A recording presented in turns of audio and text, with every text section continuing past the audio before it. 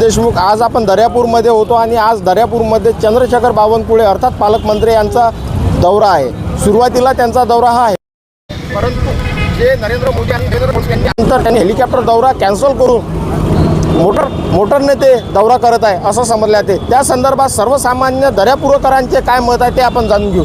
काका कुठून आल्यात? मी आलो कळमगाववरून।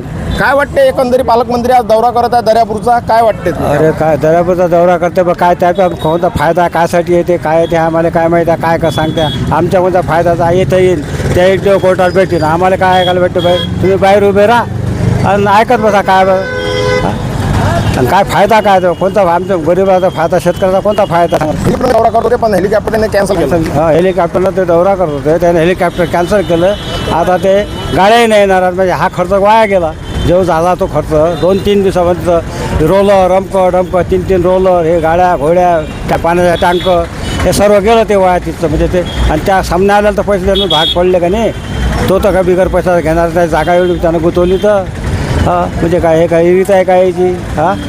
नरेंद्र मोदींनी देशवासियांना आवाहन केलेलं आहे, सोने खरेदी करू नका, पेट्रोलची बचत कमी करा, परदेश दौरे टाळा, त्यावर काय बोलू शकता? नरेंद्र मोदीनं सोनं चांदी अमुक डमुक खरेदी करू नका, काय करू नका,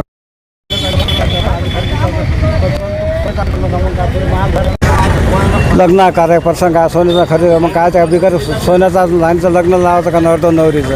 हो म्हणजे तुम्हाला सर्व गोष्टी वापरता येते आणि आमच्या गोरगरिबांचा काय हे नका करू ते नका करू, पेट्रोल कमी वापरा अमका कमी।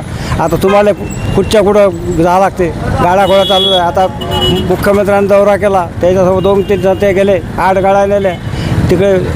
मोदीनं त्याच्यावर 17 गाड्याचं कोणतं काम आहे? शिंदेले 17 गाड्या वापरते, कोणतं काम आहे 17 गाड्या वापरायचं मला सांगा बरं?